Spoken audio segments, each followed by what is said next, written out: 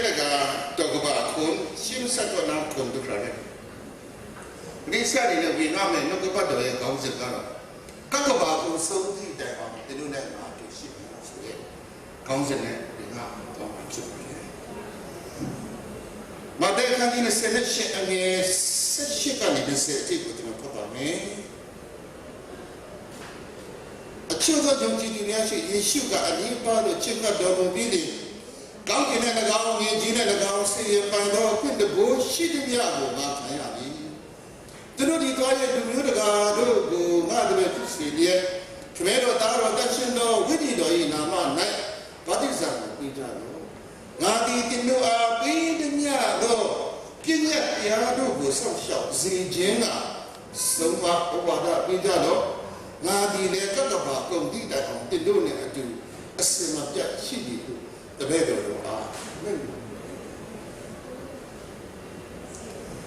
Great don't get a Padoma. The Rajaman Saji, she can come out there. The Dengamu being up, if you want it. Or she can come out. Peter Kama, she kid doga, Gambin and Gandogo, Kitania, get to a bit of the Sienna. She are people Jaka in a say, yes, for now, Tida Kama.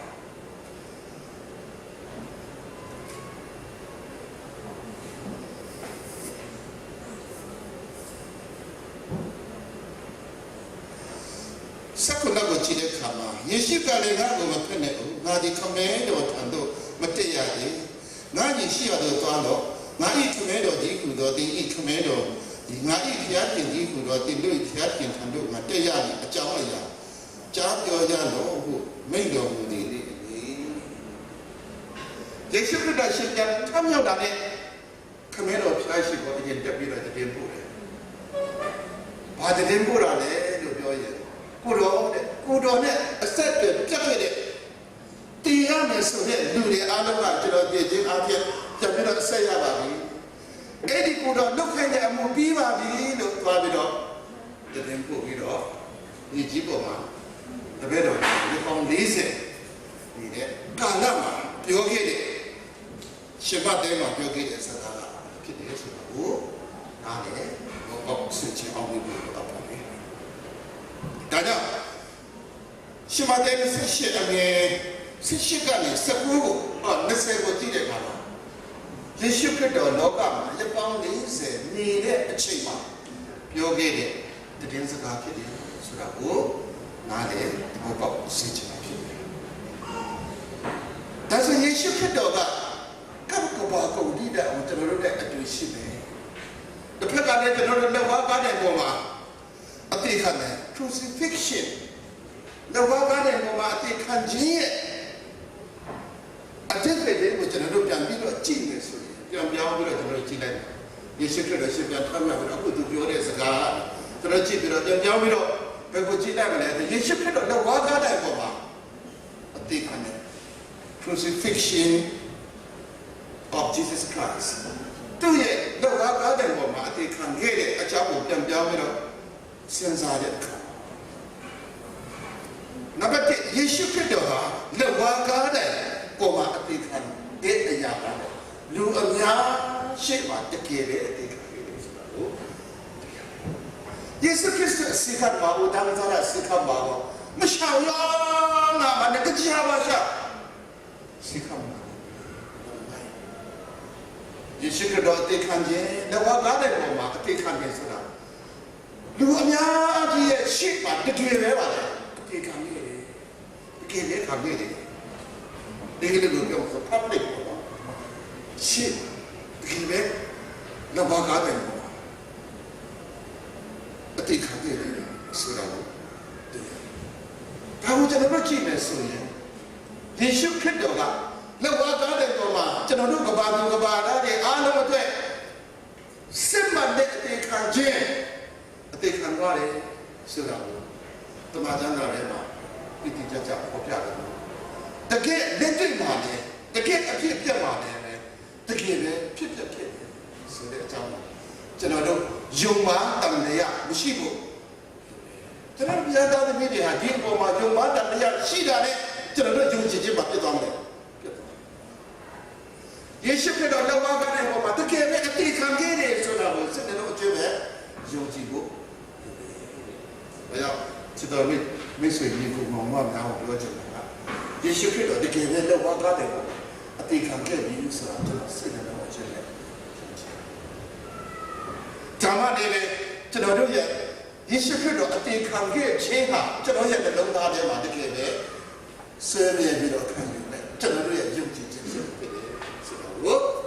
နားလေသဘောပေါက်စေချင်နံပါတ်1ချက်ကပါလဲယေရှုခရစ်တော်ဟာလက်ဝါးကားတဲ့ပေါ်မှာတကယ်ပဲနာကျင်စွာခံခဲ့ရတယ်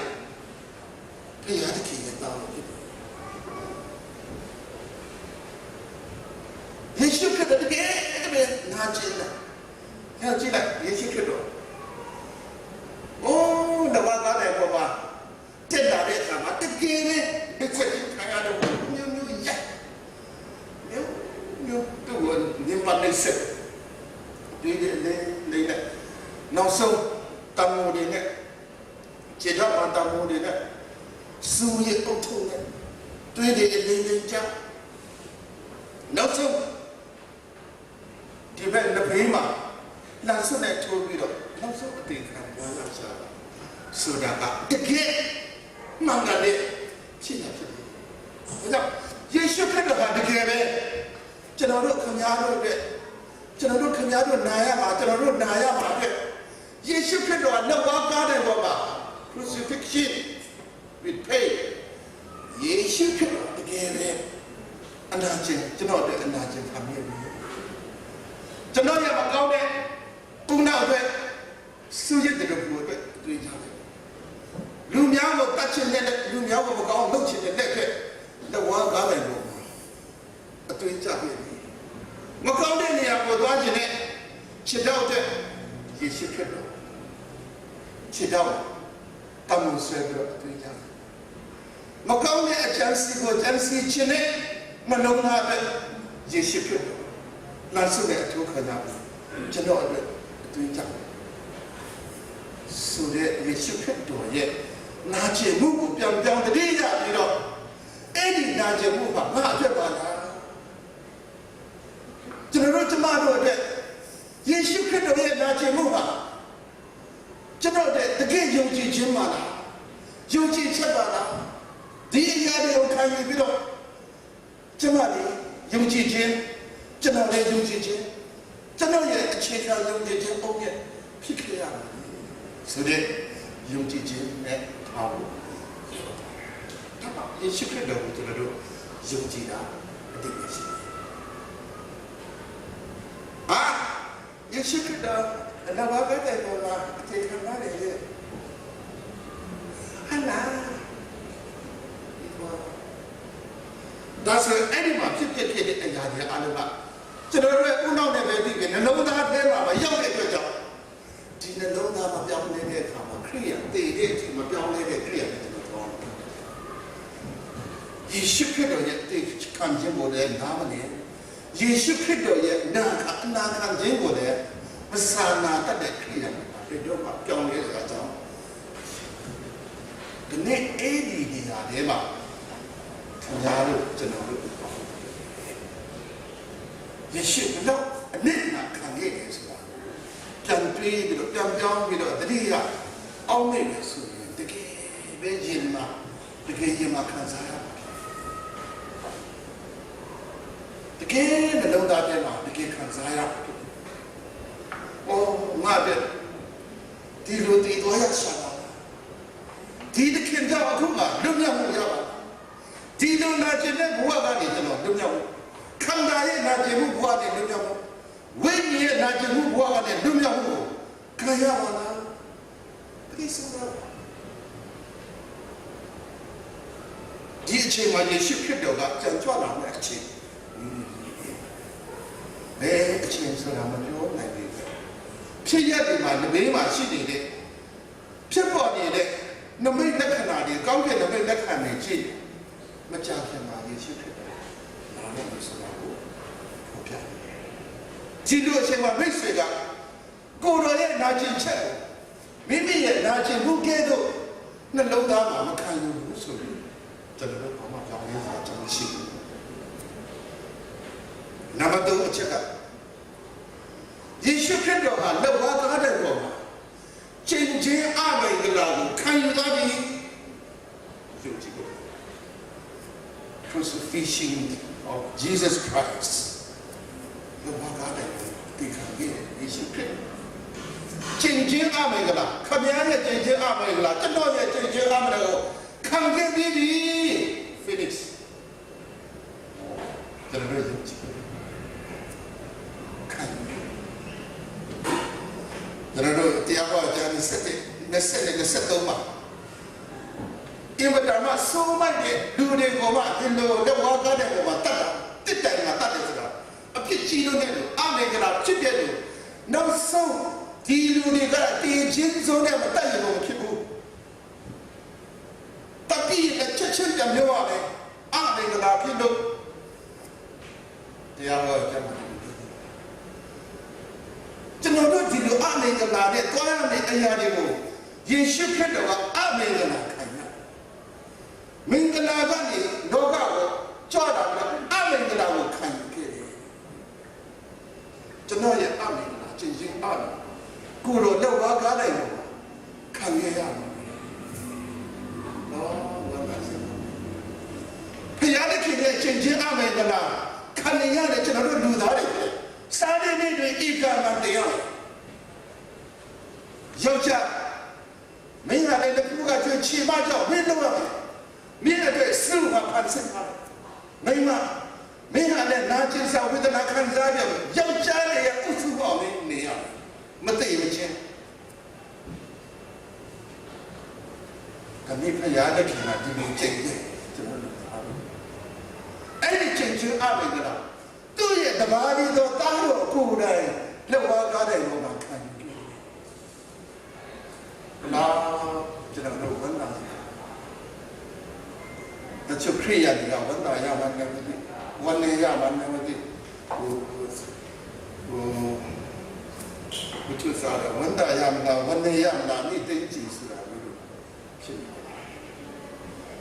။ဝန်တာရလားမသိဝန်နေရမှန်းလည်းမသိတဲ့ခရိယာတွေတော့မှကြောင်းနေဆရာကြောင်းရှိမှာမဟုတ်ဘူးဆိုတာကိုကျွန်တော်တို့စိတ်ထဲမှာယုံကြည်မှတ်သားဖို့ခင်ဗျားအတွက်ကျွန်တော်အတွက်လက်ဝါးကားတဲ့ပုံမှာယေရှုကကျင့်ခြင်းအမေကလာကိုခံပြီးပြီ praise the Lord ဒီလိုခံရတဲ့ဘုရားသားတင်မှာကောင်းတဲ့တယ်ဒီလိုယုံကြည်ခြင်းရှိတဲ့ဘုရားသားတင်မှာလည်းပြောင်းနေဆရာကြောင်းရှိတယ်နောက်တစ်ပတ်၄ကကျွန်တော်ကြည့်မယ်ဆိုနံပါတ်3ကိုကျွန်တော်ကြည့်မယ်ဆိုယေရှုခရစ်တော်ကလက်ဝါးကားတဲ့ပေါ်မှာအသေးခံတာကဖယားသခင်ရဲ့အချမ်းအစီဖြစ်တယ် planning of God crucifixion of Jesus Christ was a plan of God ယေရှုခရစ်တော်လက်ဝါးကားတဲ့ပေါ်မှာအသေးခံတာဖယားသခင်ရဲ့အချမ်းအစီဖြစ်တယ်ကျွန်တော်တို့ကြိုးစားလို့ချစ်တာမဟုတ်ဘူးခမဲတော်ဖျားကိုယ်တိုင်သူ့ရဲ့တန်တော်ကိုချစ်လို့အားကြီးလို့ the image of God ကျွန်တော်တို့ရဲ့အထက်ထဲမှာဖျားတဲ့တန်တော်ကြီး great summer crown အန်ပေါ် that crown ကမူလို့ရှင်ကင် crown ကGrace and Crown.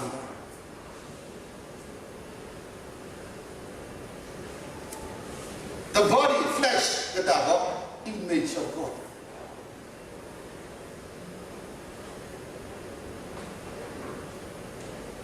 Payadiki the Dando Shinashi. Take up our lesson, spirit, it got soul, Donga, immortality, Veda, wisdom and knowledge. Nara, creativity, Chaula, national and moral nature, Kunega, Dominion, Shika, free will. Ship Yoshi. Dida Dando Ship Yoga, Yada Kid, to do yet, Tela, Tela, Payadiki, the Dando by Ship. ဆုံးရှုံးသွားမှာဖျားခင်အရာနဲ့မျိုးတယ်သူအရန်ချစ်တဲ့တန်တော်ဆုံးရှုံးသွားမှာကြောက်တဲ့အတွက်ကြောင့်ကျွန်တော်တို့ကိုပြန်ပြေးတာဖြစ်တယ်ဒါကြောင့်ဒီကေတင်ချင်းတို့ငါ့ကိုဘယ်ကနေစခဲ့တယ်လဲတော့ဟိုးကေတင်ဦးရင်ကနေစမားတာနဲ့တခါလဲစသူတို့မားတာနဲ့ကေတင်ဦးရင်ကမှမစားနဲ့ဆရာစားတာနဲ့ခဏကဝိညာဏခန္ဓာ spiritual body ကနေမှာဖြစ်ပါတယ်အတူရတာခန္ဓာသုံးလုံးခန္ဓာဒီလိုခန္ဓာဖြစ်သွားတယ်အရှက်တစ်ဖက်အကျိုးနေတဲ့ခန္ဓာဖြစ်သွားတယ်ဟိုတုန်းကဆိုရင်ဝိညာဏခန္ဓာဖြစ်တဲ့အခါမှာကဘာဝဇန်ခန္ဓာကြီးအရင်ဆက်လာမှာအရှက်မတွေ့ရဘူးဒါပေမဲ့စားပြီးတဲ့နောက်မှာဒီအရှက်တွေပါလေဒီဥယျာဉ်ထဲမှာတရားတဲ့ခေတ်ကအကောင်တကောင်ရဲ့တရေဝတ်လို့အဲ့ဒီတရေဝတ်လို့ရဖို့ပဲဆိုရင်အတွေ့အကြုံတရားတဲ့ခေတ်ရဲ့တရေဝတ်လို့ဝတ်ချုံစေတဲ့အခါမှာလူတွေရဲ့အရှက်ပေါ်ကျွန်တော်တို့ကဘာဦးချမ်းခန်းကြီးတော့ငယ်ဆက်လာပါပြောတယ်ငွေကိုပြောတယ်ငွေနဲ့မင်းကမင်းနဲ့မိမမျိုးနဲ့ကရံမျိုးပါပဲဟုတ်စီမင်းရဲ့ခေါင်းကိုကြည့်နေတယ်သူ့ရဲ့ခဏကိုလည်းကြည့်နေတယ်ဒါကဘာလို့ကိုပြောချင်တာလဲဆိုတော့ကဘာဦးအစကဖယားတခင်ကိုယ်တိုင်ပြောတဲ့ gospel ငွေထဲမှာရှိတဲ့စာရမဏဘင်းကိုငါသာယေရှုခရစ်တော်ကတွေ့နေမယ်အပြည့်အစုံနိုင်ယူနေမယ်လို့ပြောတာဖြစ်တယ်။ဘာလို့ကြံခန်းကြီးတော့အငယ်ဆက်လာတာယေရှုခရစ်တော်ကိုယူပြီးတော့ပြောတာ။ကဲဒီကျင့်လို့မဟုတ်လေရတယ်ဆက်။ဟောအေဒီဝိညာဉ်ကနေပါလေ။အေဒီဝိညာဉ်ကသူပြောတဲ့ gospel the gospel of Aiden သူပြောတဲ့ gospel ကဘယ်ရတဲ့ခေကိုလည်းလုံးနဲ့ပြောတဲ့ gospel ကိုသူချားတယ်။အဲ့ဒါနဲ့ဒီ gospel ကအာဒါနဲ့အိမ်မှာပဲဘာကြောင့်လဲ။ကနေယေရှုခရစ်တော်ကျွန်တော်ဒီယေရှုကိုကြွလာပြီးတော့ကျွန်တော်တို့လူသားတွေပဲကဲတယ်ပဲ။တပါးဒီတော့သားတော်ကိုစွန့်တော်လူဒီတိုင်အောင်လောကီသားတို့ချစ်ယောဟန်3:6 gospel ဘဒုအတွက်ဘဒုအတေခံနဲ့ယေရှုခရစ်ဒီဒါကြောင့်ဖယားသခင်ရဲ့အကြံစကားကဘာကိုအစကသူချစ်လို့အားကြည့်လို့ကဘာအစကတည်းကဒီတန်တို့ပြောက်လာတော့ဆိုတဲ့ဖယားသခင်ကကျွန်တော်တို့ယေရှုခရစ်တော်အားဖြင့်ကင်တင်ခဲ့တဲ့အကြံအစီဟာဖယားသခင်ရဲ့အကြံစီခြင်းဖြစ်တယ်ကိုယ့်အမှုကောင်းလို့ကောင်းတင်နိုင်တယ်တော့ပါကိုယ့်ရဲ့ကိုချစ်တရားနဲ့ကောင်းကင်နိုင်ငံတော်ဘယ်တော့မှလှမ်းလို့ပါလဲမရတပိညရညတော်ဆိုတာတပိညရညတော်ရှင်ရဲ့ညတော် omniscience လူတွေချစ်လို့ဘယ်တော့မှဒါကြောင့်ဘောဓမမြတ်စွာဘုရားပြောတယ်ဆိုကံတရားသုံးပါးကိုပြုစမဗတိပဒါနည်းနဲ့ချိန်တဲ့အခါတပိညရညတော်ရတယ်အဲ့ဒီတပိညရညတော်ရမှာလေးအတင်ချင်တဲ့ကဘာသိမ်းကြည့်ရတယ် omniscience ဘောဓမမြတ်စွာဘုရားကအဲ့ဒီ omniscience ရဖို့သူ့ဟာနဲ့သူချစ်တာမရတဲ့အခါမှာသူပါပြောတယ်ဒီအကြောင်းပြောတာလေးအတင်ချင်တဲ့ကဘာတဲ့အခုဒီကဘာရဲ့တက်တာတန်းခွနေရှိဒီကဘာရဲ့တက်တာတန်းခွနေရှိခင်ဗျာတန်းခွနေရမှမနေနိုင်တာလေအတက်ပြာနေလို့တော့ကျွန်တော်တို့ကလာခေရဲ့အဖြစ်တရားနဲ့နေတယ်ဘုရားဘုရားကြီးကလည်းဆုံးသွားတယ်ယေရှုရှိတယ်အဲ့တော့ဒီ omniscience ကိုကျွန်တော်တို့ကရအောင်ချစ်တယ်ဆိုရင်တက်လုံးရစရာအကြောင်းအဲ့ဒီ omniscience ကိုလိုချင်လို့ရှိရင်ဘုရားသခင်ကိုလည်းကိုယ်လည်းယုံကြည်ဘုရားသခင်ကိုခေါ်ပြီးတဲ့ခါမှာ omniscience ပိုင်ရှင်ကိုကျွန်တော်တို့ရရင်ကျွန်တော်တို့က omniscience ဖယားသခင်ကကျွန်တော်တို့လုံသားထဲမှာကျင့်ဖို့ရတယ်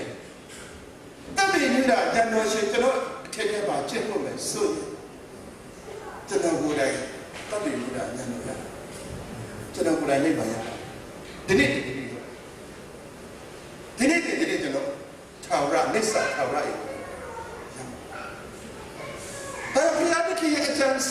ဒါမဲ့နဲ့နေခဲ့တဲ့အရာတွေတင်မွေးတဲ့အရာတွေဒီအရာတွေကိုကျွန်တော်တို့သိရှိနားနဲ့သဘောပေါက်ထားဖို့အတေလူတွေကခရီးရောက်တယ်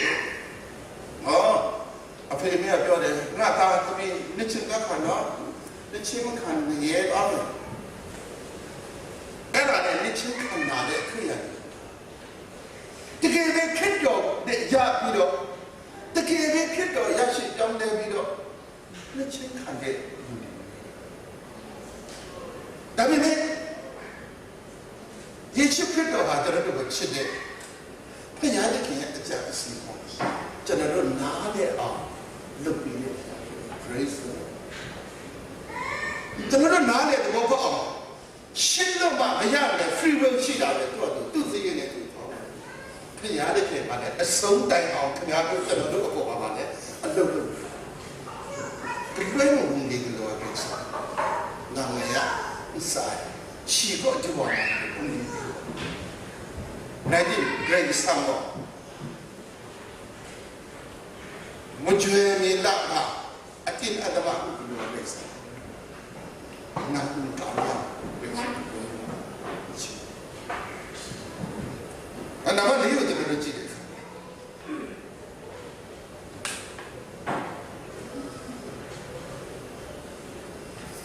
Yesus Kristus dah wajah dari bawah hati kami nak cedera apit hati kami itu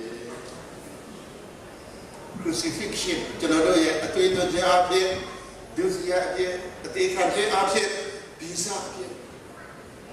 ada ni ibarat kami senten ada di bisa kita cedera TV nak makan yuye doma jauh siapa jauh sih bisa apit cepat cukup main sisa yang mau kam lah dari timu, namun apa mana sih?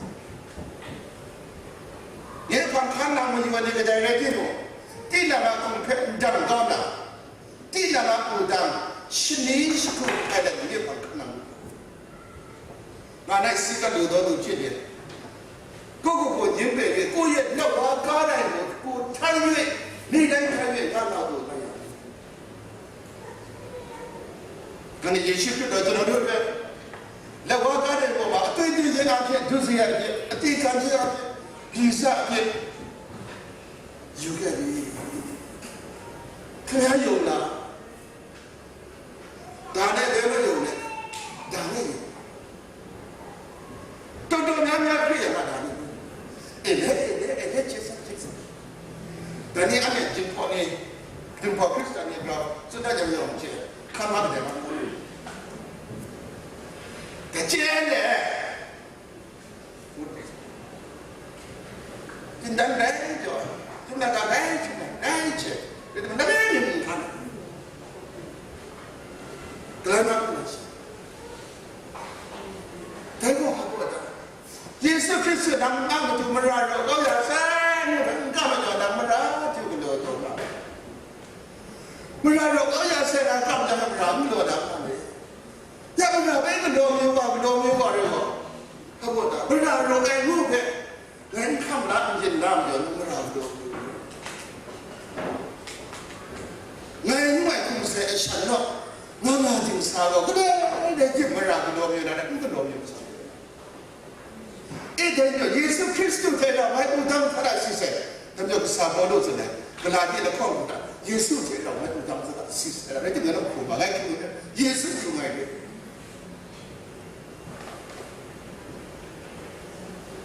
Nanti lewat ada pada kerja dia tu ketika hidup tu ada nggak attention itu attention mahu dari sini Yesus Kristus attention. Jangan dia attention sih ni dah lewat ada pada Yesus tadi sudah ni dah bukan bu. Ini dia bukan ada cuma ada lalu tapi Sudah ajar tak ada nama ni.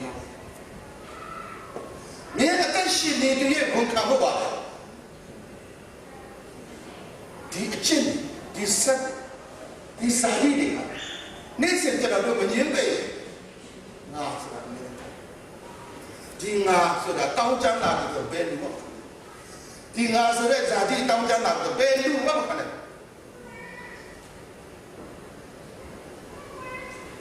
ဒီနေ့ကျွန်တော်ရဲ့အသက်တာပြန်ပြီးတော့စဉ်းစားယေရှုခရစ်တော်ရောက်သွားတဲ့ပုံတဲ့အပြည့်ဒီခံတယ်ဒီတရားဖြစ်ဒီစရာဖြစ်ဒီခံကြရဖြစ်ဒီစားဖြစ်အဆိုင်ပေါ်မှာရှိဖြစ်ပါလားအစီခါမဲ့ပါလားခိတုံမရခံယူပါစိတ်နဲ့တော့အကျိုးပဲခံယူပါဝန်ခံပါမနဲ့တယ်ဒါမှကျွန်တော်တို့ရဲ့အဲ့ဒီလိုဝန်ခံတဲ့အခါမှာဝန်ခံတဲ့ဖရာတဲ့ခင်ကကျွန်တော်တို့ရှိမှာအလုပ်လုပ်မဝန်ခံမချင်းဖရာခင်အလုပ်လုပ်ဝန်ခံမှဖရာခင်အလုပ်လုပ်ရဲ့ငါဆိုတာမပေါ်တော့တမန်တော်ရှင်ပေါ်လို့ဒါကြောင့်တင်ချင်တယ်သူအိမ်မှာပညာတတ်ဘယ်လိုချစ်ကျင့်နေချစ်တယ်ဘာလို့ချစ်သူကျမ်းစာကသူကျင့်နိုင်တယ်လူများကျင့်တော့အမကြောက်တော့ငါကျင့်တယ်ပြောင်းလဲခါစားသူအမတန်ဖြစ်တယ်ငါကျင့်နိုင်တယ်ဆိုတော့ယေရှုနဲ့ပေါင်းပြီးသွားတဲ့အခါသိခြင်းအဲ့ဒီမှာယေရှုရဲ့နှုတ်ကပတ်တော်သူရှိဘောလို့ဘယ်မှမသိဘူးဘုရားပြောင်းလဲဘယ်မှမသိဘူး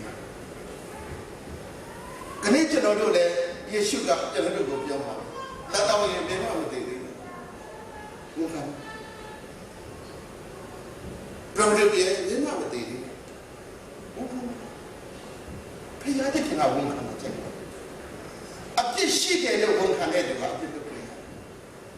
အပြစ်ရှိတယ်လို့ဝန်ခံတဲ့လူဘယ်တော့မှအပြစ်လုပ်ပဲလောကကားတဲ့ပြန်ပြောင်းပြီးတော့ကြည့်လုပ်ပေးခဲ့တယ်ဖခင်တဲ့ခင်ရဲ့ကျေးဇူးတော်အင်းမတော်ဖို့ရှိတယ်နာနာပါငါချက်လောကကားတဲ့ပေါ်ယေရှုအသေးခံခြင်းဟာဘုရားဆုံးတယ် the preciousဘာကြောင့်သူ့ရဲ့အသွေးသူ့ရဲ့အသက်နဲ့ရွေးပြီးတော့ကျွန်တော်တို့ကပါလေရှေ့အဆိုင်ရှေ့အဆိုင်တဲ့နိုင်ရမ်းပြခဲ့ရတယ်လက်တလာလေယေရှုခရစ်တော်တဲ့တော်နာတာသူ့ရဲ့အသွေးသူ့ရဲ့အသက်နဲ့ရွေး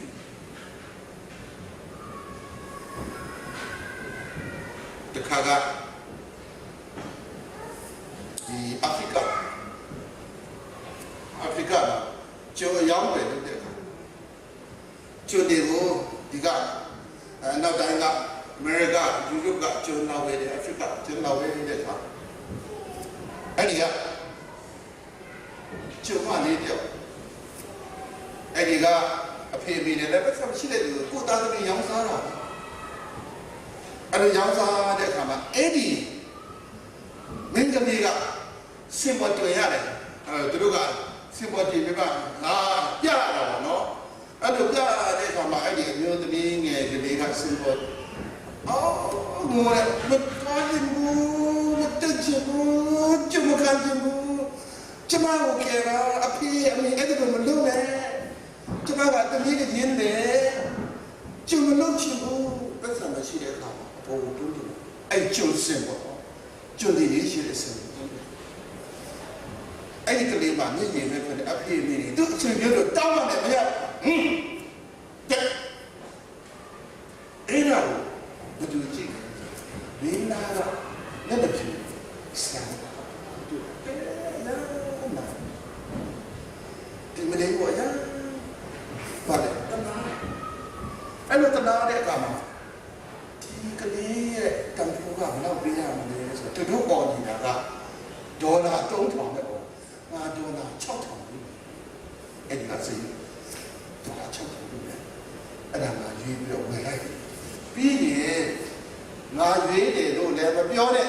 အဲ့ဒီကြုံမှာသူ့အဖေမရှိပြပြီးတော့